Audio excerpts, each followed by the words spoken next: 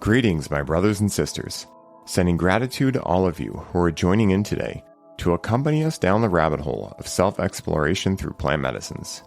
My name is Ryan Sprague, and I'm here to tell you that your frequency is now set and tuned to explore psychedelic medicines and the impact they've made among the countless psychonauts exploring the last true frontier. Buy a ticket and take the ride with me as we get true first-hand accounts of the experiences, benefits, risks, and transformations taking place within the ever-expanding world of psychedelic medicines on This One Time on Psychedelics. One of, if not my favorite aspect of psychedelic experiences is their ability to allow us to experience pure truth above the duality-focused viewpoint of our minds. When we are able to have these experiences, we get glimpses of who and what we truly are, and also what mission we came into this incarnation to bring to life. For many of us that connect with psychedelic medicines, this exploration of truth is a fascination for us. And in today's episode, we will be chatting with a man whose passion for truth goes well beyond simply a curiosity. From his long-standing show, Truth Theory, to his coaching work and Exit the Matrix course, his mission is to help as many people as possible break the illusory chains of the 3D experience to transcend into higher dimensions and an overall more joyful experience of life. And within this episode, we dive deep into his journey with psychedelic medicines, his thoughts around negative entities, and some of the methods he has utilized to successfully detach these types of entities from him, and much, much more. So please give me a big hand in welcoming my man Mike Segula to the show. My man, I am so excited to have you here with me today. You know, as I was stating in the intro, you do a lot of amazing stuff. You have an incredible show. It's been around for a long time, and you dive into a lot of the things that I am super interested in. Higher self, soul evolution, of course, psychedelics, which we're going to get into today. And, you know, like I said in the intro, what I really want to focus on today is not only the experiences that you've had, right, but what they've led to in your life. You know, because a big part of this show is showing people what can happen as a result of connecting with psychedelic medicines, both on the positive side and also on the drawback side. And we're going to get into that too. But how you doing today, man? So excited to have you here with me today, Mike. Yeah, I'm doing fine. Thank you. Greetings from Europe, you know. Yes. You can hear the accent a little bit. Polish. Greeting from Poland. Wim Hof's second home place. You know, it's so funny, man. I was telling you that I have one student in my Conscious Cannabis Collective who's from Poland, but a lot from Europe. So I've been learning a lot about like Hungary, Belgium, Germany, that whole area. Germany just legalized cannabis, which is super cool. What are Poland's rules like when it comes to psychedelics? Are they open at all to that? Have they started to bend at all, or are they still pretty strict on everything?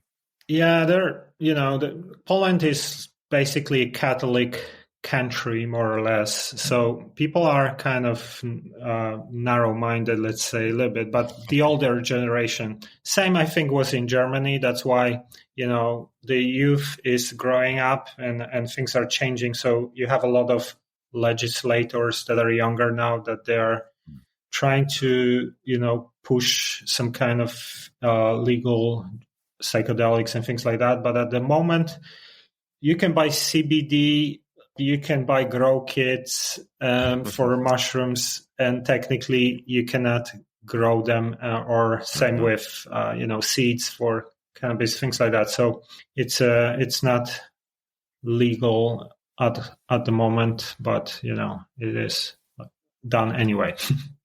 Yeah, it's all moving in that direction, man. You know, wherever we look in the world, things are changing rapidly. And I think a big part of that for me is making sure that people have the real insights of what these medicines are, because whenever anything is restricted for so long, and then all of a sudden it becomes not just allowed, but also, you know, rightfully so in many cases, a lot of the amazing benefits of things like psilocybin, ketamine, MDMA, obviously ayahuasca, and, you know, more traditional medicines like that are coming out. I think a lot of people, especially considering the state of the world right now, I think a lot of people are dealing with a lot of discomfort, trauma, etc. And then they're hearing from these very prestigious organizations, at least over here in the States, like, you know, Harvard and Stanford and those kind of places, that not only are psychedelics beneficial, but they're kind of like the key to everything is how they're kind of presenting them. And for me, I think that, like we were talking about before we hit record, they can be a great spark to a fire. But number one, you got to stoke that fire. And number two, you got to make sure it doesn't spread and start a wildfire.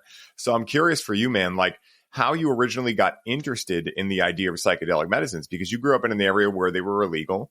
And so at some point you had to stop just saying no and entertain the idea of saying yes. What did that process look like for you?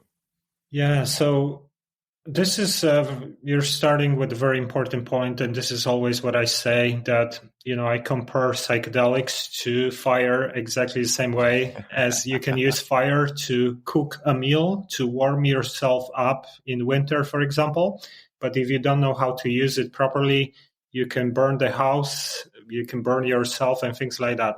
And I've had a pretty good full spectrum of experiences, from like some of the worst imaginable to like extremely enlightening, where they changed my life, and I think about them for the next 10 years still keep coming my mind.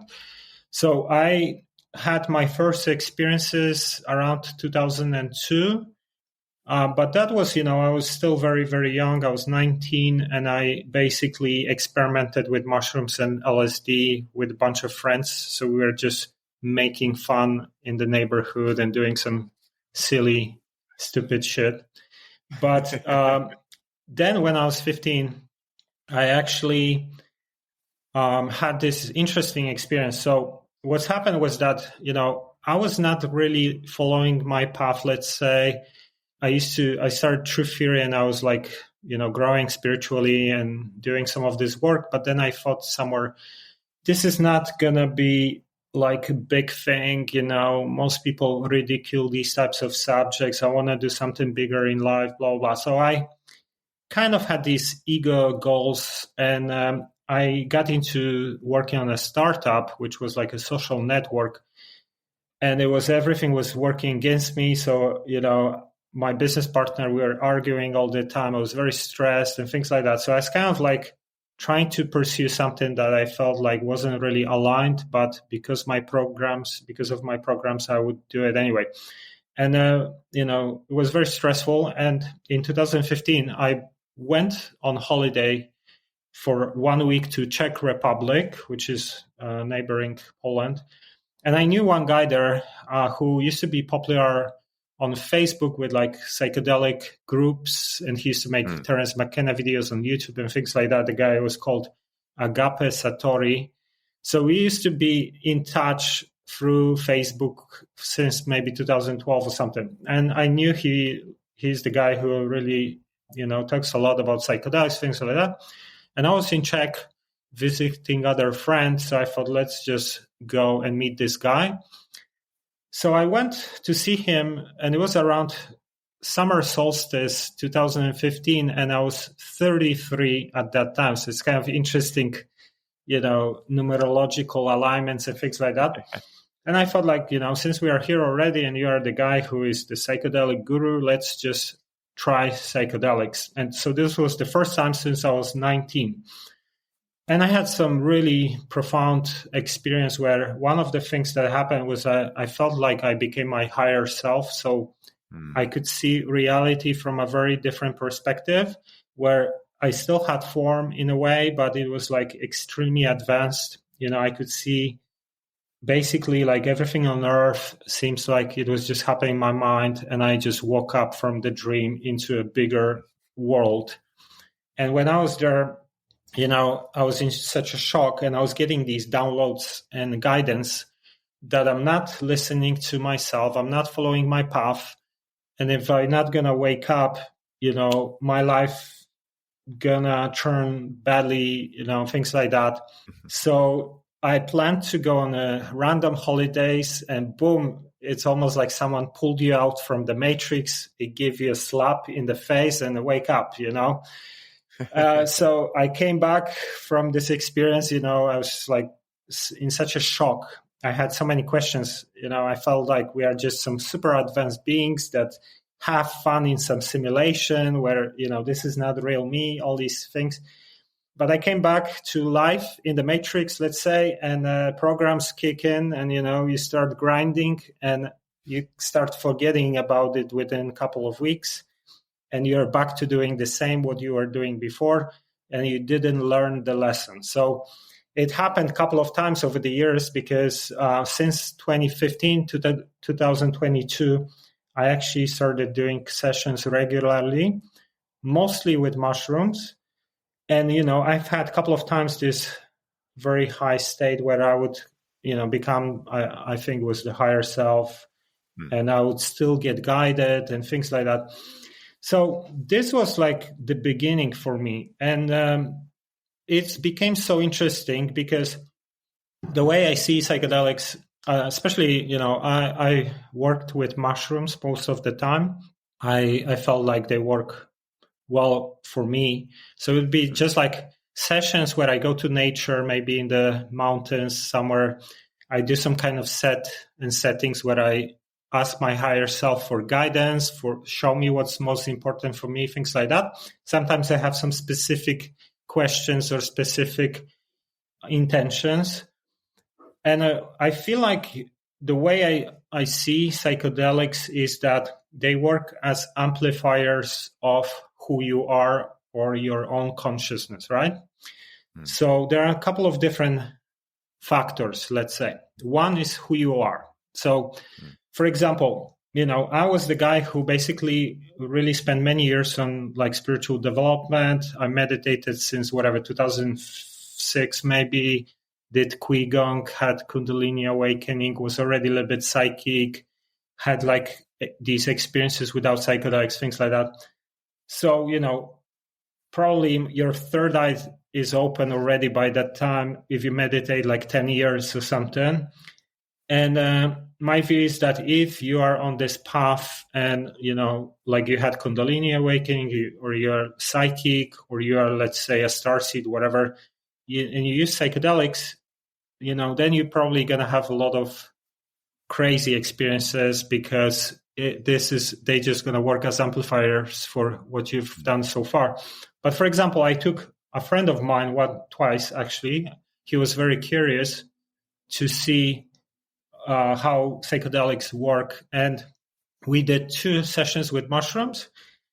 And this is the guy who is a skeptical scientist who is actually running one of the biggest scientific publications in the world. And I'm not going to say which one, but, we've known each other for a while. And he is like very interested from the scientific perspective, like you said, about these organizations that, now promote psychedelics from a scientific perspective. So I said to him, let's do certain settings. We got to do some prayers. We got to do, and no, he's not, I don't want to do anything like that. I just want to see the substance, blah, blah, blah. And I said, it's going to be interesting. You got to put some intentions. So at least have some intentions, don't pray to whatever, but just have some intentions. And actually, first time he was like disappointed. I don't know, like nothing crazy happened. Second time, I gave him a little bit higher dose. So I felt like, maybe he needs a little bit more. Yeah.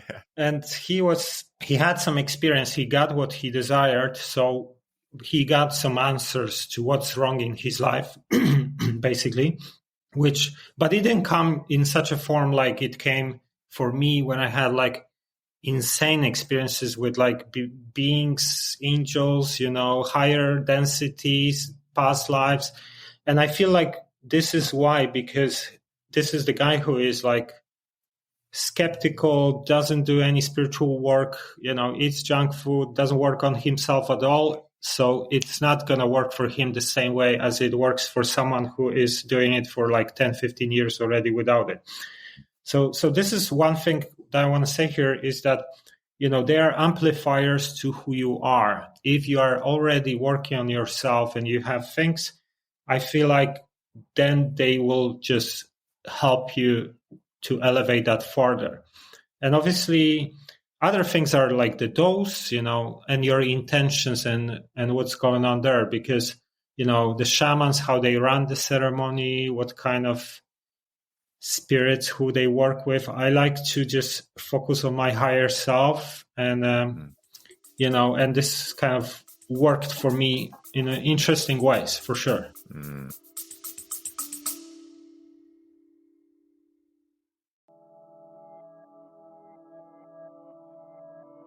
Hey, everybody. I hope you're enjoying the show. I wanted to take a quick moment to let you all know that the doors are officially open for the Conscious Cannabis Collective. And as such, this is the last week you can sign up and receive all of the bonuses we're currently including. This is the last time I will be personally onboarding those of you who sign up with a complimentary one-on-one session, and you'll have the ability to get the Grow with Cannabis course for free during this limited time.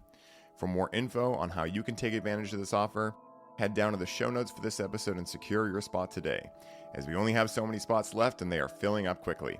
Now back to the show.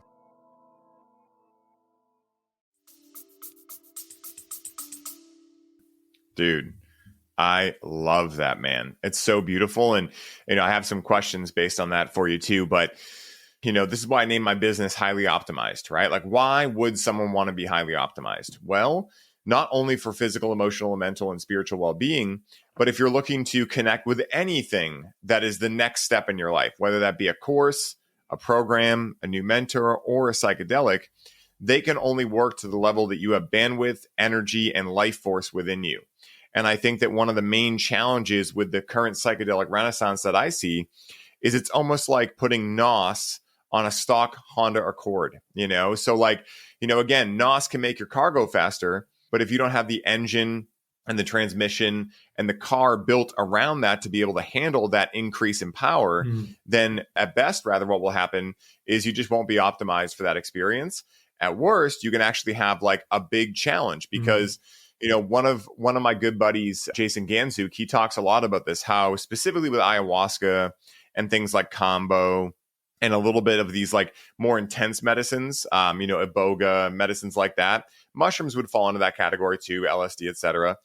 If you are already minerally depleted, right? Most of us are walking around with mineral imbalances. We're walking around with a lot of health challenges and things like that. And now we decide to go down to the jungle or go somewhere and have a psychedelic experience. Well, those psychedelics, they burn through a lot of minerals. They burn through calcium, they burn through copper, depending on the different plants or medicines themselves. So it's one of those things where let's picture most average people eating junk food, like you were saying, watching shit TV. And this is no judgment. I've been there too, but it's just an observation of like, they don't really have the well-built engine to be able to go handle this without having a very big detrimental effect after. So now they go down to the jungle, they do like 5 ayahuasca sessions, and then they go home and they try to get right back into their typical rhythm, their typical life, right? And like you were saying right in the beginning, like a lot of times they don't learn the lessons because they think the work is going down to do the medicine. They don't realize that that's just the Kickstarter. And the real work is stoking the fire from then on out and having to face harsh truths sometimes, right? Of maybe I'm not in the right job. Maybe I'm not in the right relationship. Maybe I'm not happy or fulfilled in life. Maybe I don't feel like I have a purpose. And so if we don't talk about these other things alongside them, right? Like making sure we're eating healthy, making sure that we're, consuming the correct content for us, right? Where are we putting our attention and all these kind of things? It's super important because like you said with your buddy, it's not that someone won't be able to benefit. And maybe in a theory here or in an epic plot twist, maybe they benefit up to what they can handle at that time. Like maybe there's an interplay where part of the reason they are eating bad food or maybe watching bad TV or any of these kind of things is because part of them, their ego, default mode, network, whatever, are not ready yet to see what would be possible without those there. I'm not really sure. It's kind of like a chicken or the egg type thing, which comes first. But it's very interesting you brought that up. It's something we talk about often on the show and why it's so important to be highly optimized when you choose to go sit with these medicines, and also that you have the spiritual practices alongside it. Because if you understand meditation, if you understand breath work, if you understand Qigong, and then you go into a psychedelic experience and specifically have a challenge, you're going to know how to handle that. You're going to know how to decipher what the experience is, what the parts in you are. You're going to be able to breathe through it. You're going to be able to move your energy around your being. And so I'm so glad you're talking about this, Mike. It's awesome, man. Yeah, actually, knowing some of these tools, like I think there are many issues with when it gets to what can, let's say, stop you or make your trip hard and difficult. And it's not only about like your physical, mental well-being, or like you said, if someone has like some kind of mineral depletion, whatever. But I see person, as a kind of multi-dimensional being. So you have, for example, your auric field. What happens when, like you do ayahuasca session and shamans like blow sage and things like that? think they protect the space from negative entities, right?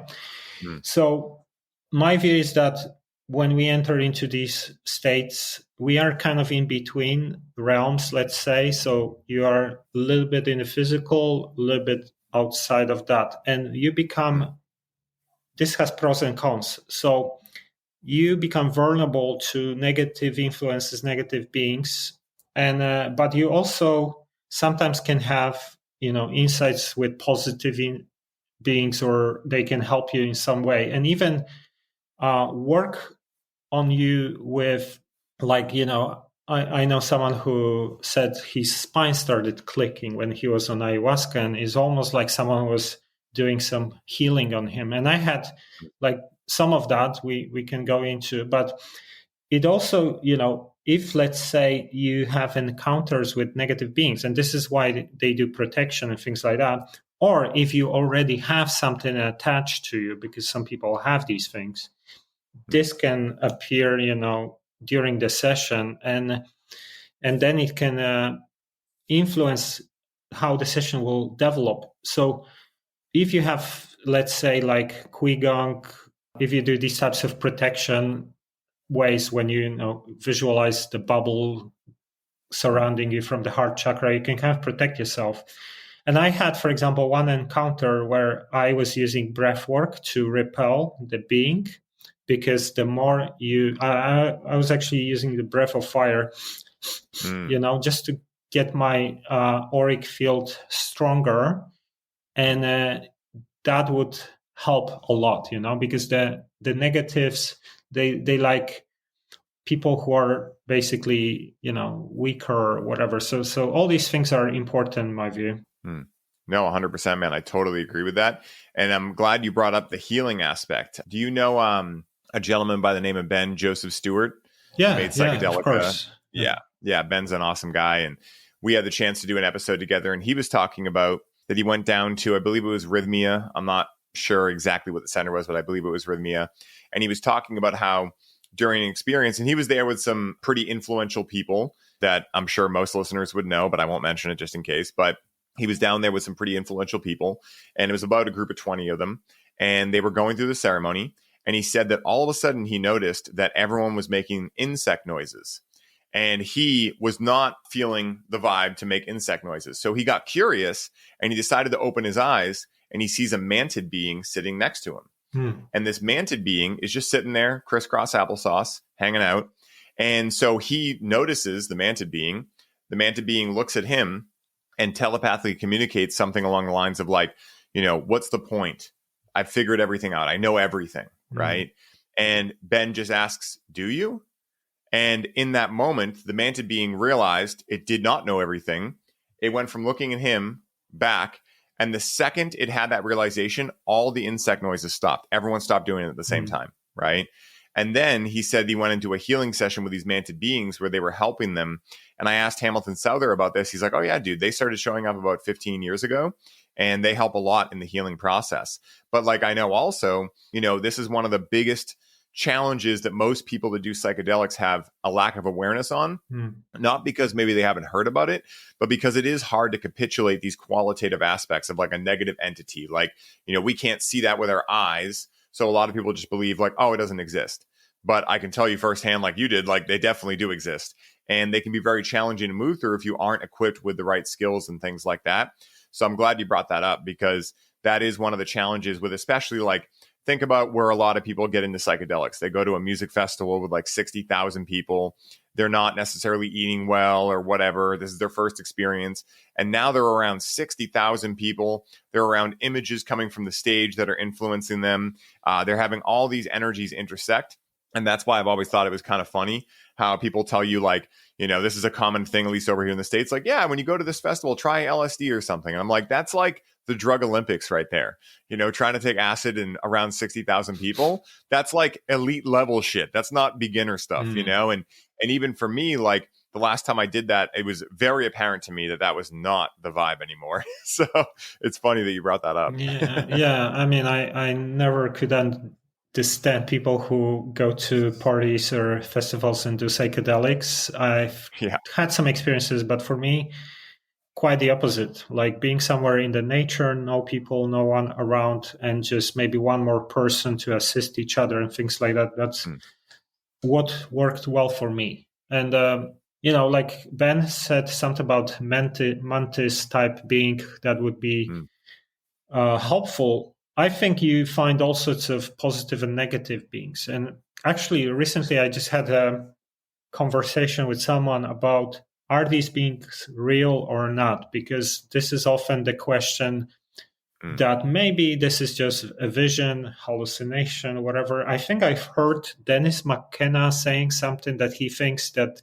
these are archetypes or egregorial beings or not real entities. I don't agree with that. I think that we have reality that is made of different density levels, different dimensions, you could call it. In fact, actually, I was shown on psychedelics different density levels as well, and I was being getting a review of little density, and I feel like some of these beings can kind of, the higher you go, the more perspective you have, and then you can kind of see what's going on in the lower realms. So we can not see higher, but the higher ones can see lower. And when you have, because we have the third eye is like the interface to communicate with different levels, different beings without language, but through telepathy. And just to give you one example of why I believe 100% that some of these beings are real and not just made by the mind or hallucinations or anything. One time I had a session where this female entity appeared. It was like a humanoid, just like a woman who was older, very wise, very loving. And we had a session for 3 hours. She was communicating back and forth with me. So I was asking questions, and she was guiding me about my life. And so I felt maybe she's one of my spirit guides because she knew many details, personal details about me, and she was showing me past lives and things like that. And actually, she showed me Ben, and she said, each other from previous incarnations. And then she grabbed my leg and said, yes. And she showed me some scenes and things like that. But someone could think, okay, maybe you are making this stuff up, whatever. What's happened at the end of the session? So, this was beginning of July, hot summer in Poland. We hiked with my cousin, up one of the hills, and he was really tired. I didn't even know he had a bad couple of weeks, overweight, tired, and things. So I dragged him basically with me. I did not expect that it's going to be so challenging for him. And during the session, I was so mind blown that I would grab water, drink, and drop it on the floor and keep focusing. And actually, turned out that I drank all the water, and he did not have anything left for him. I did not pay attention, but towards the end of the session, things are fading, and I said we should probably start walking and down the hill. And he said, I'm feeling weak. I think I'm gonna pass out. You're going to have to leave me here and go get some water. And it was probably 40 minutes walk or something. And the moment he said that, I get download. Remember about the dream from 2-3 days before. So 2-3 days before the session, I actually had a dream where in the dream, I was shown that during the session, we're going to split and he will not find the way back or something. We're going to lose each other. So imagine that 2-3 days before the session, it was known already what's going to be the outcome, because this is exactly what's happened. He got weak. We made decision, let's split maybe or something. And straight away, when I thought about it, boom. Remember about the warning you had just 2-3 days before. So how can, anyone could explain that? What I feel happened was that, maybe my guides knew this is how it's going to end up probably, because he's weak and, I'm going to be overwhelmed with what's happening. I'm going to drink all the water. So let's warn him in advance 2-3 days before. Mm. So, these types of situations for me are kind of interesting evidence that there is way more to these things than just like hallucinations, Definitely. Yeah, that's wild, man. It's so interesting because I've had many experiences like that. There was a time where I've told this story multiple times in the show, so I won't tell the whole thing, but there was a time where I made a critical error when I was younger, and I ate somewhere around 50 hits of LSD. It could have been a little more, could have been a little bit less, but around 50. And I was with my cousin. We both accidentally did it. We were messing with a vial of liquid, and that had dried up, and I didn't know it had dried. I didn't understand that LSD could recrystallize. So basically, this vial that I had just kept shrinking and shrinking. And so one night we decided to take both the last hits in there. And I wasn't sure if it was going to be enough because I wanted to have like a nice experience, maybe like 2 or 3 hits worth. And so we scraped the inside of the bottle with a Q-tip and started licking it. And we made a critical error, right? But during that experience, actually, it wasn't an error at all because I really feel like I required that experience at that time in my life. But during that experience, this was in late July, also of 2017. And so I had a lot of experiences during that one experience, but one of them was seeing me meet someone, a woman, and I was single at this time. And I could see it was like black and white. It was kind of like, it wasn't like a black and white movie, but it wasn't color. It was kind of like black and white, but more like images that I could see and feel, and they were getting amplified within me. And in this image, I saw me with this woman who was shorter, brown hair, and we were embracing. And we were like romantic together. And so I came out of that and I was like, oh, it's very interesting. And about 2 weeks later, a woman that I worked at the dispensary with, who I had always had a small crush on, but she had a boyfriend. And I just, was not good at seeing signs at that point in my life. So I didn't realize that as I was sharing with this woman at work about other women coming into the dispensary and saying like, oh, did that woman like me? Like things like that. I didn't know that she was like, oh my God, I really like this guy and I got to break up with my boyfriend. So she ends up breaking up with her boyfriend, sharing that detail with me. I completely missed the sign again. I'm like, oh, that's awesome. Like great that you're moving along your path, and doing what feels right to you. And it wasn't for another about week, maybe like 10 days until she asked me one time, she was like, let's do mushrooms alone. And then I was like, that's kind of weird. And I asked a friend of mine at the dispensary, do you think she likes me? And he's like, dude, are you silly? Like, she definitely likes you. And so we end up getting together and we have this beautiful night together with mushrooms and basically that exact image I had seen of me holding her. I remember at about halfway through the mushroom experience, I had had a very challenging mushroom experience about 3-4 months prior in April that year, where once again, I didn't really know the level to what I was messing with at that time. And I made an 18-gram tea of penis envy between me and 2 friends. And we decided to just send it. We had never done a tea before. We didn't know if it was going to work. And I ended up having an experience that I thought I was legitimately dying. And so when I had this experience, and then Rachel asked me to connect with mushrooms with her, there was a little bit of that like PTSD feeling that came out. But we had about 1 gram and I was feeling good. She was feeling good. And we had like some other strain, maybe golden teachers or something like that. And then what happened was she was like, it was her first time doing mushrooms. And she was like, hey, like I'd like to do some more. And the only mushrooms I had left were the penis envy from before, right back in April. So we decided to eat maybe like 1 gram of those, nothing too crazy. And I start having that feeling come up. And so we end up laying in my bed, we end up cuddling. And that's when, boom, it all hit me. Like, because in that moment, as soon as we started cuddling, all the PTSD went away. I started like, having a really positive experience again. And that dawned on me like, holy shit, I saw this image in my LSD experience about 3 weeks ago. So it was one of those wild experiences where I don't know how to explain that. And I don't care to explain it because to me, mystery and the mystery is the best part of life. But I'm curious for you, like, considering that, what you do is very similar to me, you dive in with a lot of different people and you talk to a lot of different people. Have you heard any theories around what that is? Are we jumping into future timelines? Are we jumping into kind of like string theory, multiple universes existing simultaneously, maybe like a certain path that we're able to hop onto that timeline? What is your theory, if any, around those types of experiences? Yeah, I talk a lot about higher self. This is something that it's a very important topic for me, and I don't know if how much your audience understands the concept, but I can give you like a quick summary of what I think is the higher self, how I got to understand it. So Yeah, that'd be great. I basically had twin flame relationship in 2011, with someone, and she decided to leave me because at that time I was like, in the past I used to party a lot with like regular drugs and things like that, and my brother as well.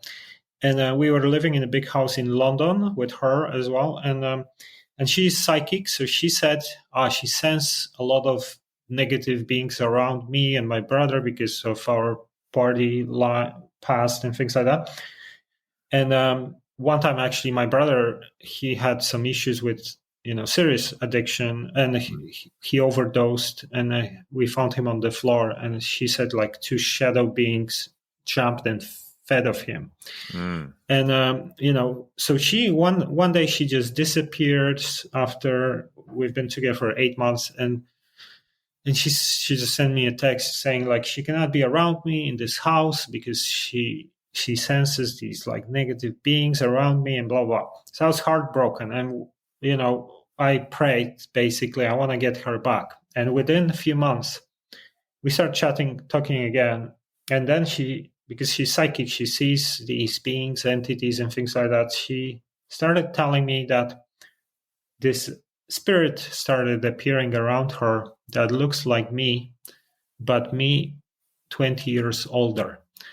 So kind of like, he's helping her out with stuff. Like she was doing her exams for this healing modality called life alignment, and she said he would just whisper to her ear how to do the exam, how to write the exam, things like that.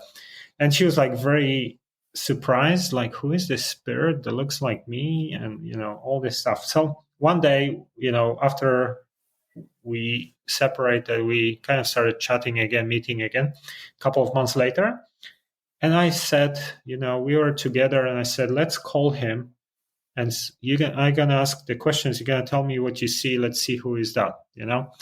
So I said, what's the relationship between you and me? Are you some alien, whatever? And she said he morphed his face into my face to show me that he's me from this 20-year older version of me, and then smile back, like when I smile when someone asks stupid questions, and then morph back to his old version, right? So I said, can you help me with anything? And she said he pulled like this ring with keys, different keys. And that's probably symbolic, maybe for different paths in life or something.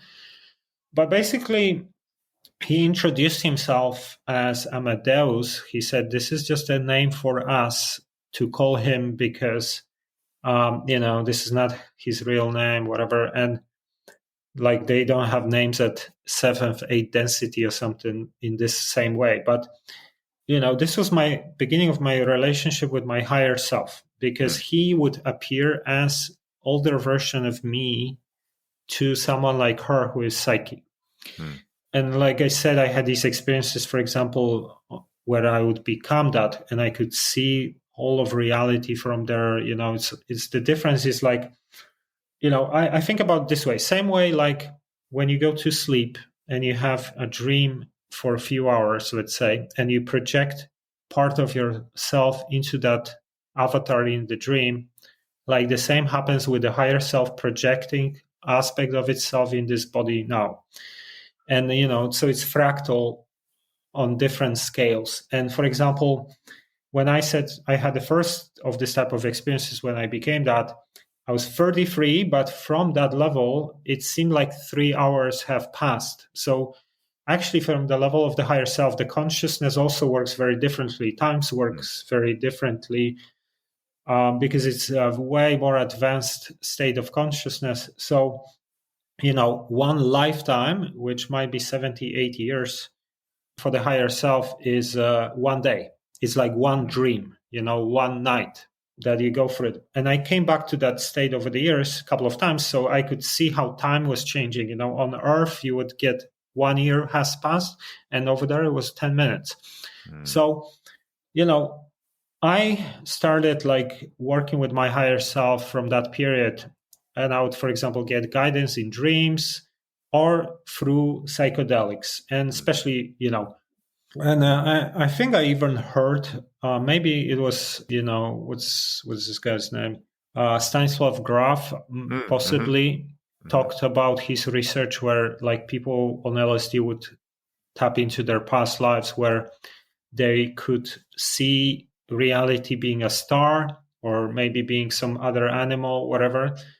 I had these experiences where I would see myself in different bodies, sometimes not human, things like that. I heard about other people having these. So what I think happens is that, think about the higher self as a tree, let's say, and every branch is your one lifetime because, technically time doesn't exist. Everything is consciousness. So you're in like all these realities technically are in the memory, collective memory, Akashic records, whatever.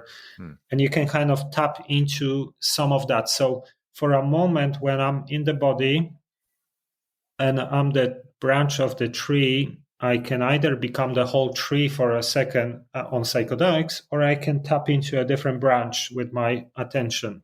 So, for example, different lifetime, you know, and what I think happens is that because you have cause and effect, and, you have soul plan, which is like some events are pre-designed Mm-hmm. before you incarnate and things like that, or maybe this is your intention, this is where you're moving. It's like with tarot cards, sometimes the tarot cards work as a mirror to show you the probable outcome based on what you've been doing so far. So sometimes maybe the higher self, because I think a lot of the visions and insights on these states come from the higher self, gonna show you, okay, this is the outcome you're probably gonna get. Because sometimes I get it in the dreams. Like, let's say I have a dream that I'm like meeting a new girl and I'm kissing her, and within a week or two, I'm meeting someone, and starting to date this person. So it's just the same thing, but on psychedelics, you can have maybe different level of that, or it depends on how your senses are developed, and psychedelics can help you to tap that. So I think this is probably coming from your higher self, that is just showing you paths based on what you've been doing so far, or maybe soul plan, or maybe something like that. I don't know.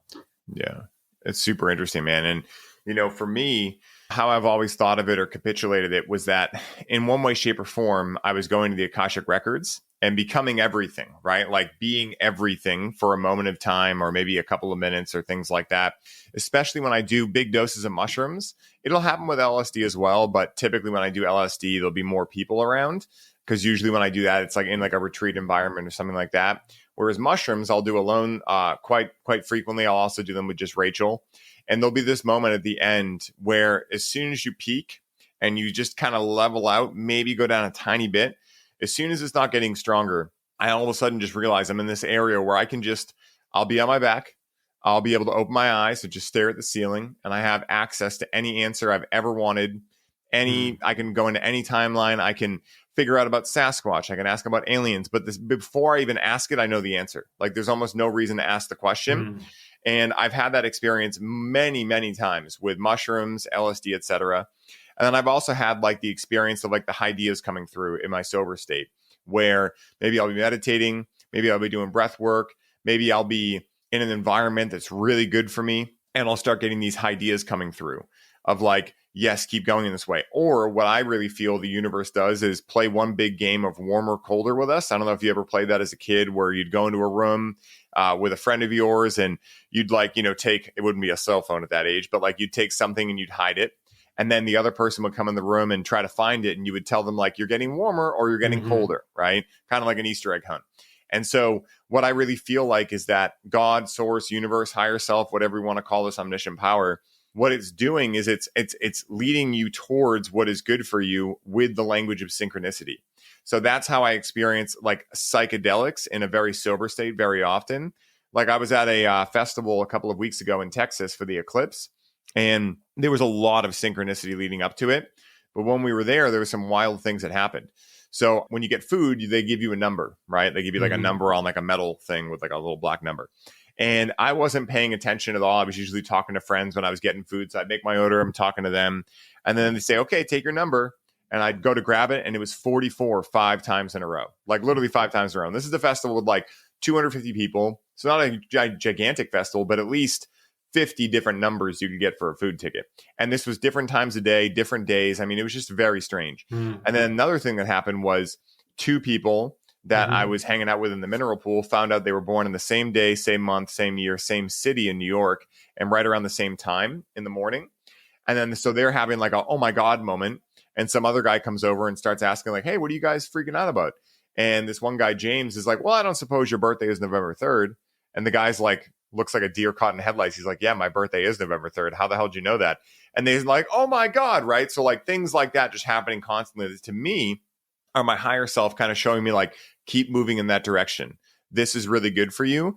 And we want to give you things that make you excited so that you keep doing the same things again. Does that make sense to you? Like, I'm curious if you ever thought of that. Yeah, I mean, I definitely think that synchronicities are a language of the higher self. So if you think about reality, let's say being a projection of the collective mind, and you are just kind of lens, one of many lenses that looks at one structure, and you are shifting to versions of reality all the time because it's like a dream, right? It's a mental projection.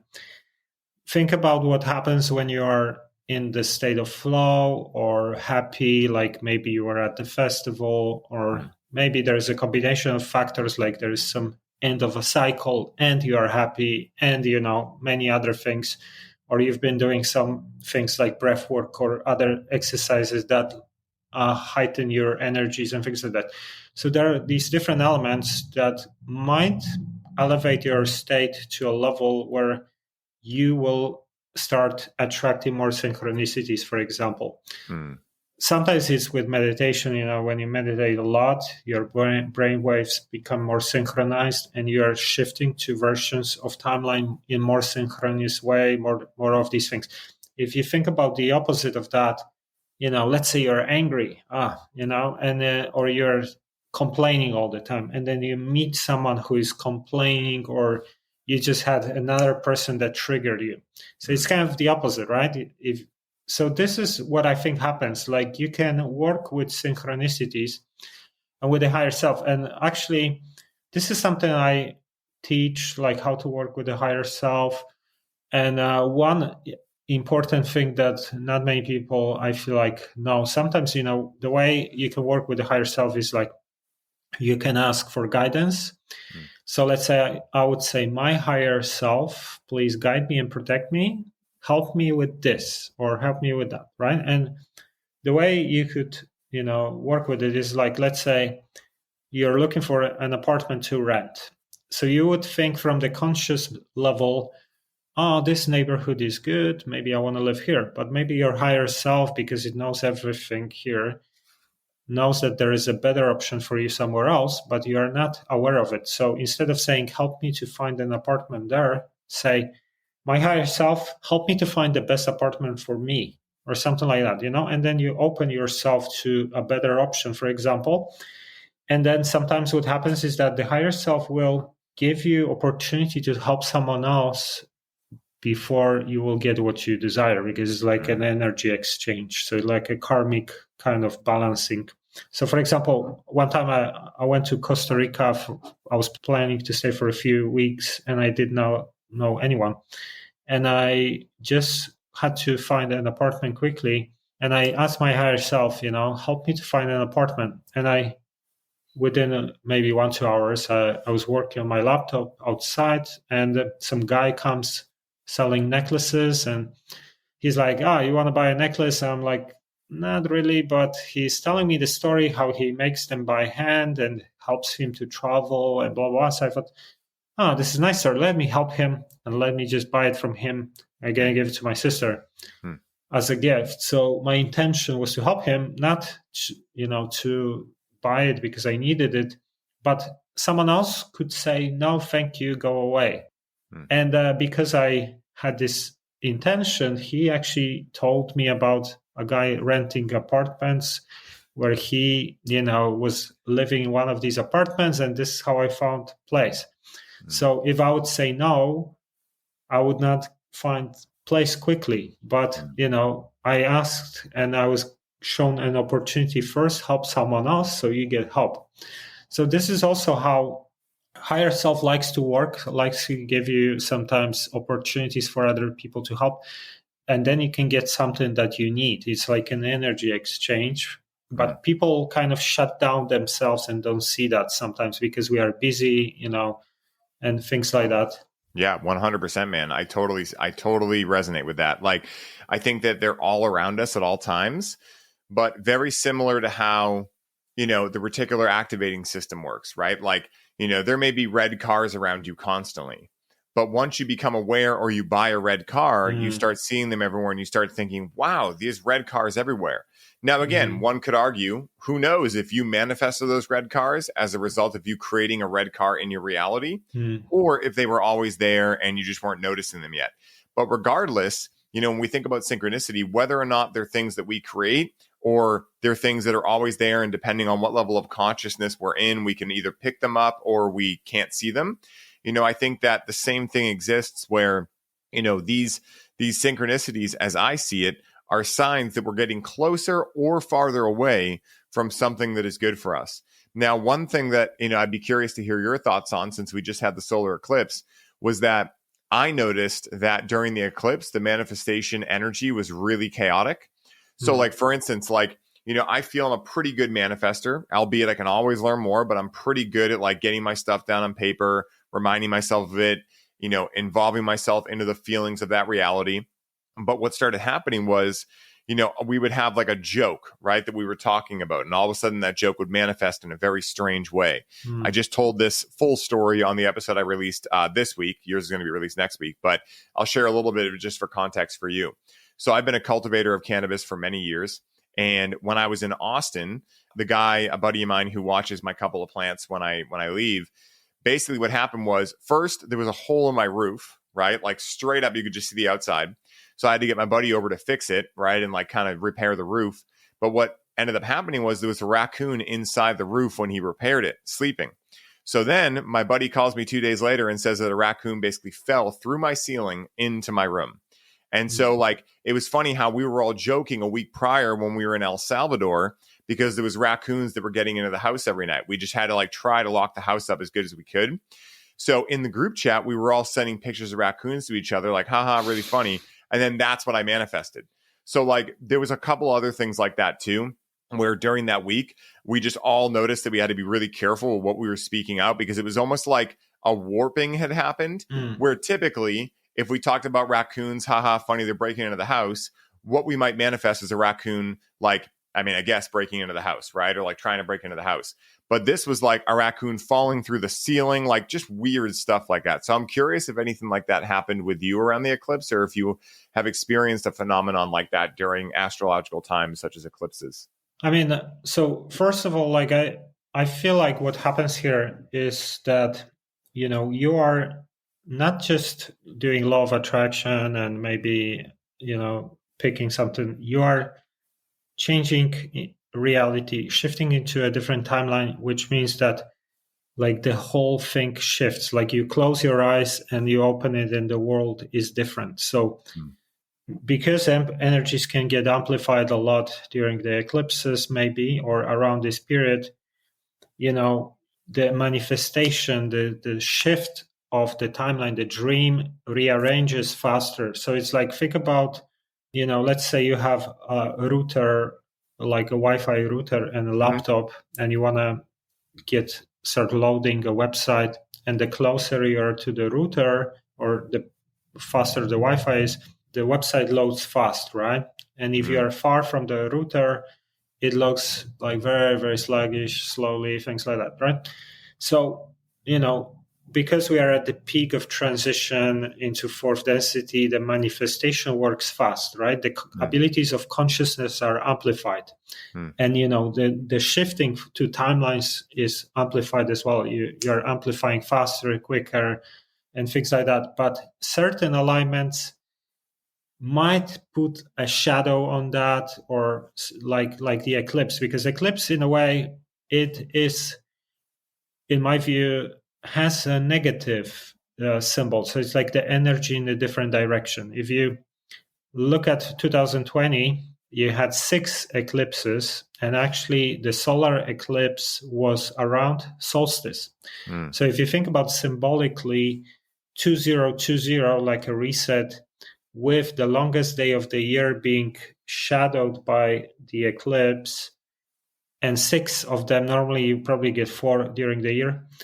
And what happened, had COVID and all the lockdowns and crazy. So if you think symbolically, if you think about the universe working as this gigantic clockwork, and you have the longest day of the year being shadowed, and things of like 6 eclipses, that's shows you like the symbolism of that year, perhaps, or something like that. And this one, I actually made a video which got a lot of interest because I made some predictions and some of that happened. So about this most recent eclipse. So there's been a lot of speculation about like, oh, maybe this is like biblical sign or something. And I feel like depending on the timeline we are in, so if we are on a positive timeline, which I think we are overall, then the eclipse is kind of not working properly. It's if we would be in like negative timeline, this would be maybe the sign or the period, energetic period, where something like would just blow out. Like, for example, we just had Iran and Israel starting fight, which, Iran never attacked Israel directly. So this is exactly these types of things, I was actually saying that there are triggers in these periods. Like the trigger was actually here, Israel attacked Iranian embassy in Syria. They killed a couple of top generals. And that was a massive trigger to ignite some serious conflict. And it happened just before the eclipse because, if we would be on a negative timeline, and then this would probably escalate into like a major conflict. But if we're on a positive timeline, just gonna get a little bit of blow and then it's gonna fall down and continue.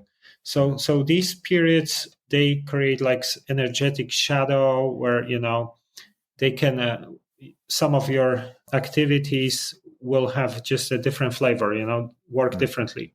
This is how I look at a lot of these alignments and things like that.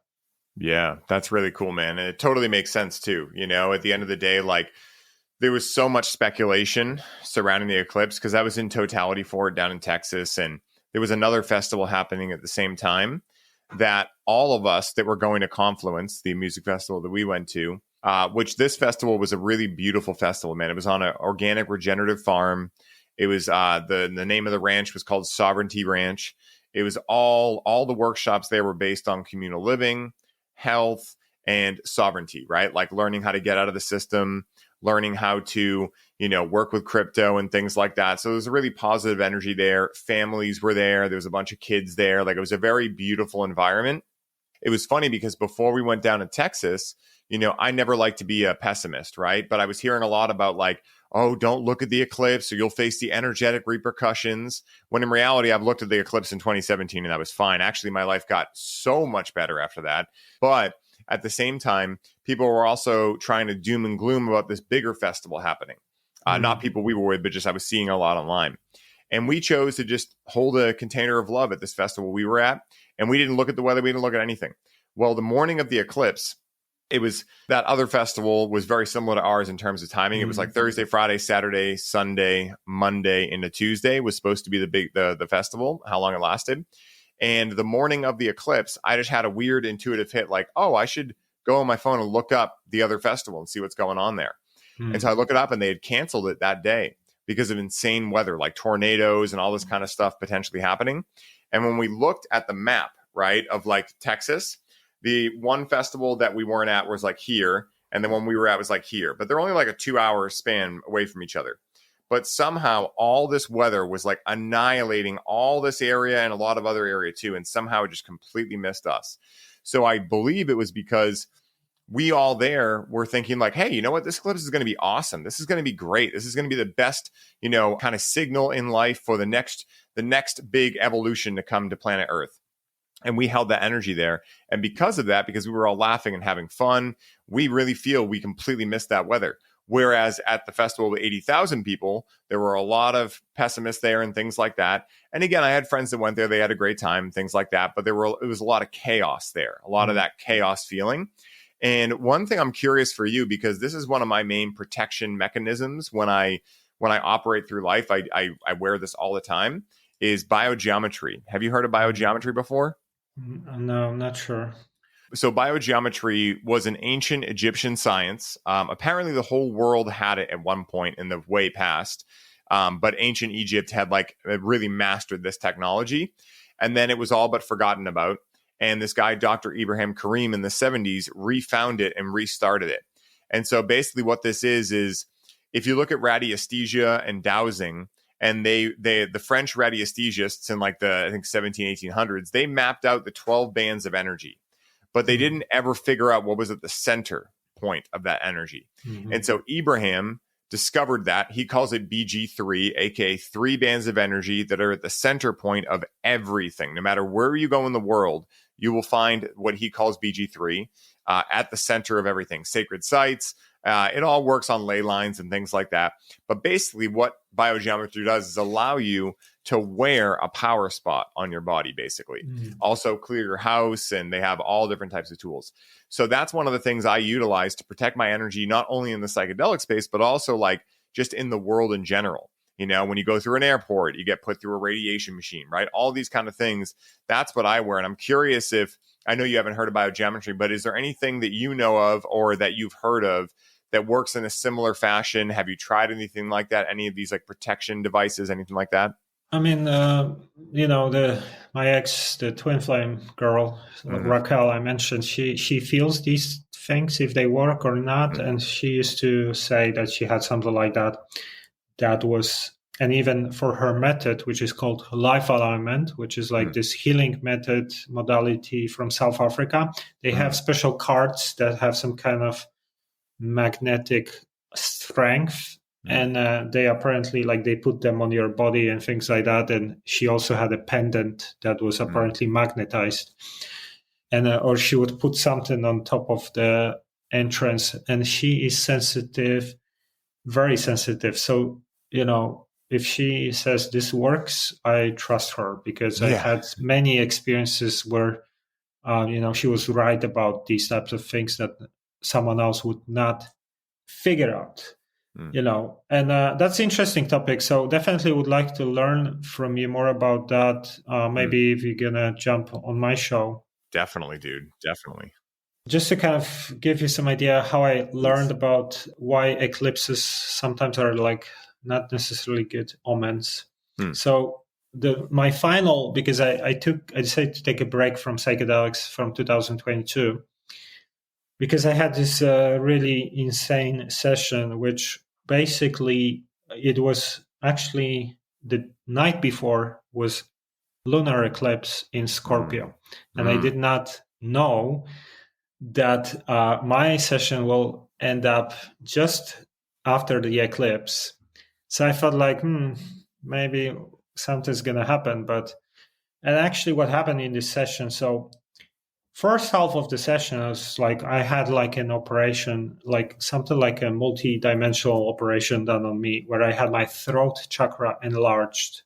So I saw my throat chakra and someone would just take it make it bigger. And it's funny because I used to hesitate sometimes when I was speaking out, I would just not speak properly. So I guess maybe someone just decided to help me, to make my speech clearer. I had an implant on my back, which I knew about. It's an etheric implant. And I saw that, literally I saw someone operating there, moving very slowly. And then I had questions about contracts from past lives. And it was showing me scenes from different lifetimes and saying, do you want to cancel this contract? Do you want to cancel that contract? So I was literally on different levels of being worked on and healed. And I was repeating mantra in my head, I want to be healed for my mission here. I want to be in most best state, most optimized, things like that. So half of the session was just mind blowing like that. It was absolutely crazy on every level. And I had some negative encounters with some of the negative beings in the past, and I got myself a lot of trouble with like experimenting with manifestation rituals, and got myself in like contracts and things like that. Also learned that I had some past lives in these groups. But basically what happened in that particular session, it's funny, just before we entered the forest with my cousin, I saw he's like the last car that was passing by before we entered the forest had 666 on the number plate. And I was like, my cousin's, oh, look, 666. And I'm like, yeah, whatever, you know. And in the session, like halfway through, Lucifer showed up and, you know, and tried to take me over like completely. And I had encounters with negative beings, but normally they last like 4 minutes, 5 minutes. I do some kind of bubbles. I try to like increase energy, whatever. I don't get into discussions or anything. And this one was 2 hours nonstop. And I just suddenly like, you know, I had like a little attack, and I'm like starting to like talking shit to them, like, oh, you can't do shit to me, blah, blah, blah. And finally, boom. And I had complete blackout. I don't see anything. I just feel like this massive energy is taking me over. And, you know, I'm like, I don't know what to do. Like I'm trying to move, pour water on my head, try to feel something. I just feel I'm being taken over completely. And I started saying to my cousin, you got to start helping me because I'm not going to end up alive. Like I felt like he literally like destroyed my soul, something. It was like the most hardcore experience I ever had. So what I started doing breath of fire. And I actually kept doing it for 2 hours nonstop. You know, imagine like normal person would pass out after 10 minutes. Yeah. I was going like all the time. And it was like every couple of minutes, he would just depart. Like I would feel he would just leave. And then 3 seconds after, again, the same thing. So it was working, but I had to go like full capacity, you know? And basically, funny, like week before that, I did a video where I was talking about how the dark side is trying to hijack the star seeds, and actually even put a cover image of like this being with red eyes, like a demon kind of. And I felt like this was probably subconsciously, I knew what's coming. And I also had a deja vu when it was happening. It was very strange, but basically I barely ended up alive. Like I felt like I just was most hardcore experience ever. And after that, I just had to take a break. Yeah. And funny, you know, afterwards I had hijacked dreams. One time me and my cousin got ill same time, and I had like these types of possession symptoms and things like that. It wasn't fun. Yeah. So, you know, this is one of the dangers sometimes of like experimenting, because you become in this like vulnerable, let's say, state where you are 50-50 and you're open, right? So what can happen, sometimes you can have literally like an operation done on you where maybe, you know, you have some etheric implants, some kind of entity attachments, people get healed from addictions overnight. Like you can have positive beings to help you in these states, but also it can be used in a negative way. So I had at that session, I had like a half of positive, half of like the most hardcore negative ever. And it was actually just after the eclipse. So I felt like, yeah, this is how they use these energies, you know, because it was like his energy to, you know, make the most damage in that period. And actually the week before that, I did like an interview for a pretty big channel in Poland where I was talking about like the negative dark side, like especially like I was shown that Elon Musk is actually the Antichrist, which is something I got on Psychedelics, and I was explaining these things. So I was going for like really going deep into like the dark topics, and then boom, 1 week later, I just had this experience. So unfortunately, you know, because of that, I decided I'm not gonna be doing psychedelics until further notice, because that experience was really hardcore for me, and I don't want to take risks, I feel that. But that also helped me to understand a little bit how they work, and I started working on methods to remove entities and implants, because I had these things and I feel when it's happening. So that's kind of, I don't look at it necessarily as a only bad experience. I also look at it as kind of something that propelled me to understand like the shamanic work from the inside, how these energies, these beings work, and how we can protect ourselves. Because I literally had like later on sessions done where I would have things removed from my auric field. And it was pretty crazy. Like, I had like electric shocks on my back for 2 months after an operation. It's like literally like an operation. Like a lot of people have things attached to their auric fields and things like that. And sometimes this, appears during sessions as well. Dude, what's funny is you're the first person ever to share with me that you know what energetic implants are, which is really funny because in 2017, which is really weird because I'm just putting this together, in 2017, in August, it was right after that 50 hit of LSD experience. And it was about 2 weeks before I went out to see the eclipse in Oregon, right? That was right when I met Rachel. I told that part of the story. But I didn't tie this all together until now. So after I did that 50 hit journey, about 2 weeks later, I woke up one day. And at that time in my life, I was dealing with a lot of neck tension, just a lot of body challenges. And I was doing like a massage every week, acupuncture, chiropractor, neurokinetic therapy, amino-neurofrequency therapy. And I was spending a lot of money doing it. So I had been making some okay strides. And then I wake up with like a dull headache one day, like a tension headache. And I'm like, oh, this is rather annoying, but whatever, it'll go away tomorrow. Well, I woke up the next day and it didn't go away. Next day, it didn't go away. Dude, this thing lasted for, nonstop for a year and a half, like every single day. Like not a migraine, but like just enough to really fucking annoy me and to really like throw me off a lot of my practices I was doing at that time. It was hard to meditate. It was hard to do breath work. It was very challenging to move through life. And so I had dealt with this headache for a year and a half. And then in 2020, or maybe like, even longer than that, forget exactly. But in 2019, right before 2020 started, I had a big awakening after an MDMA experience. And I had always kept my hair in a tight ponytail, right? Always kept it in a tight ponytail.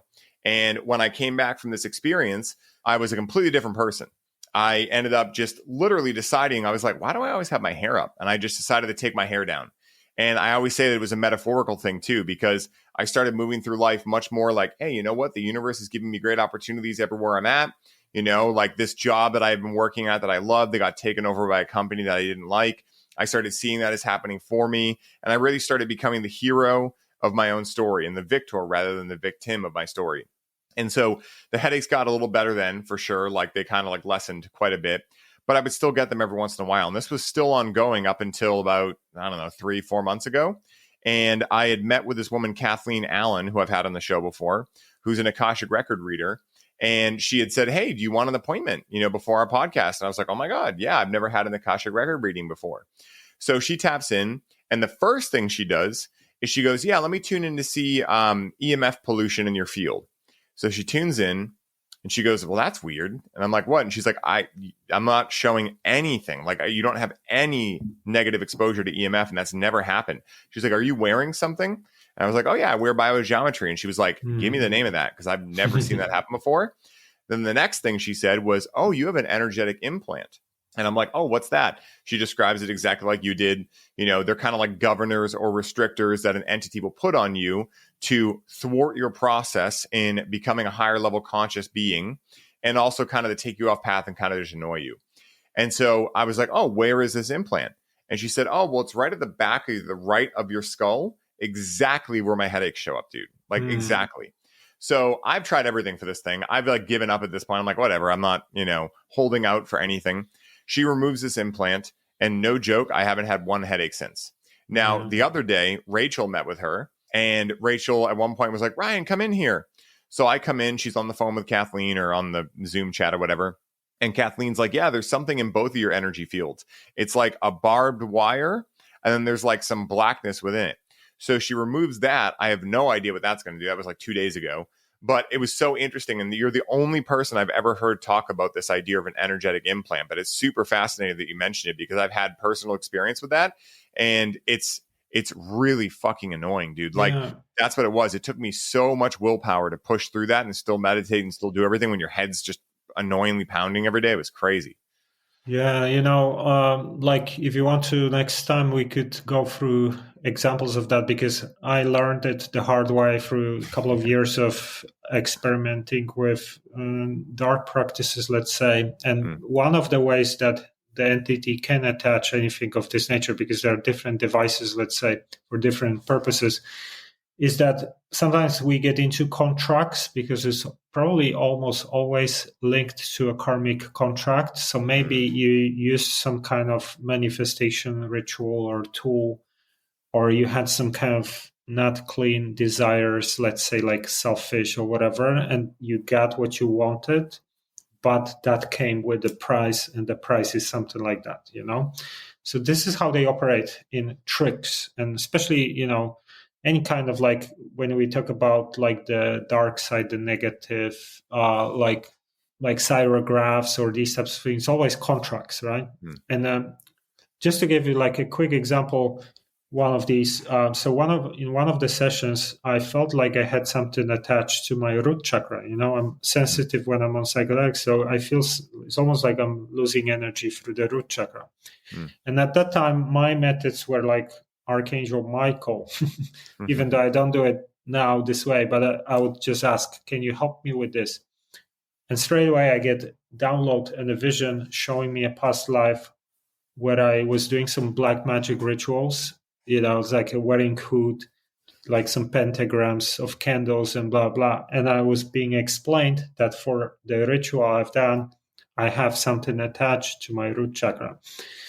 And I had these like hypnosis sessions done that where they removed these things. So like same like you, there would be a woman who would pick that without me telling her. And it's funny because I had like strong addictions to pornography.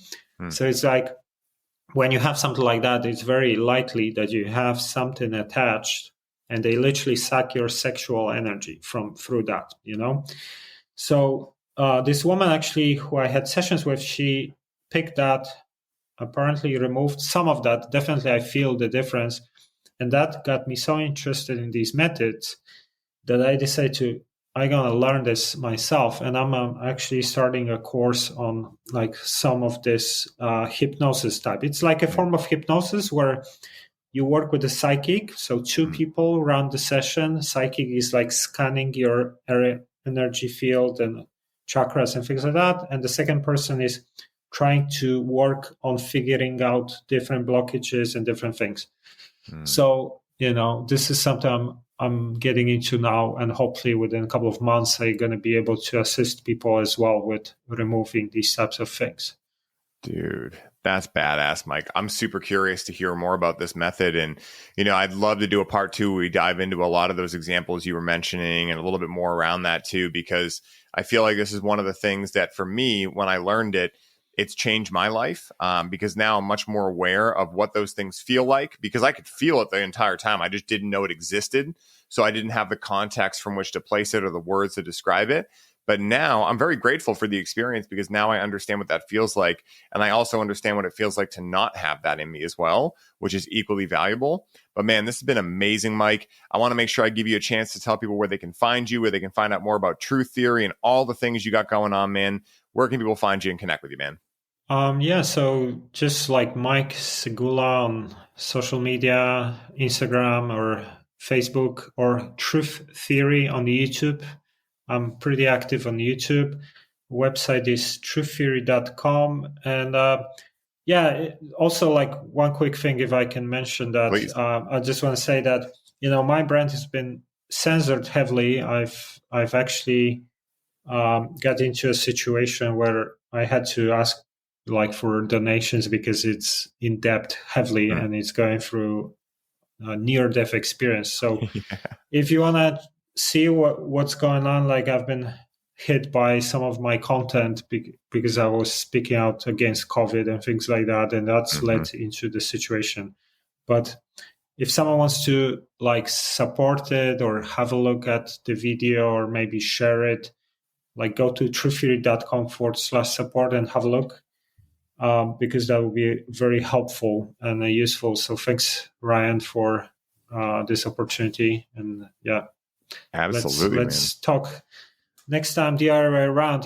I can ask you some questions and learn about your experiences. It sounds like definitely a lot of interesting things you could talk about. Yeah, man. I love that so much, man. I'm so down for that. Super excited to come on your show. And I got one last question for you, man, that I like to ask everyone at the end of the show, which is this.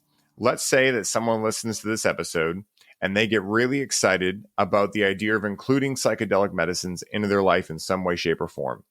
What is the one piece of advice you would support them with to allow them to use proper discernment in choosing whether or not these medicines are right for them in their life at this time? So I always say, work with your higher self, right? So like we said, the higher self works through synchronicities, and, sit and think like, my higher self, tell me if this is the right path for me. For example, this is how I would approach it, and try to have this intent for maybe a few days, but direct it in this way. My higher self, tell me if this is the right path for me, and then see what happens. Sometimes maybe you're going to suddenly discover a video of someone sharing their experience, or maybe you're going to meet some person who's going to tell you something.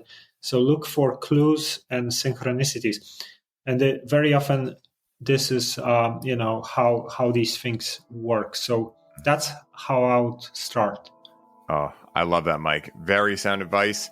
Man, it's been amazing having you on, brother. Thank you so much for your wisdom, your time, your experience. And for everyone tuning in, I know you guys loved this episode as much as I did.